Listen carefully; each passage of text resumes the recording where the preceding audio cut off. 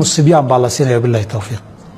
daawada lu waxaan ugu jirnaa barnaamijka kulanka Shibiliye Somali Channel oo barnaamij toddobaadle oo kaga yimaado studio labaad ee TV-ga Somali Channel oo ku leeyahay magaalada Nairobi qof allaaliyo qofkii doonaya inuu sheekhu su'aalo uu soo weydiiyo wuxuu nagu soo hagaajin karaa ciwaankeena waa kulanka Shibiliye Somali Channel.tv ama page-kan ku leenahay Facebook oo kulanka Shibiliye Somali Channel sheekh qof kale ayaa wuxuu leeyahay maxay diinta ka qabtaa inaan isticmaalo kareenka aan kiimikada lahayn. alxamdulillah sadoo kiimika uu leeyahay malaha wax taathir iyo saameyn weyn ma laha xukunka sharciga inta aan garanayo laba arrimood baa saameyn leh maadadan kareemku ka samaysan yahay maadan nijaasa ama ku jirta wax khinziir iyo doofaar iyo ka yimid ma ku jira oo nijaaseeya oo tahriiminaya xaraam mu noqonaya markaas ay jirto sababta labaad ee saameynaysa kareemkani faa'iido loo marsanaya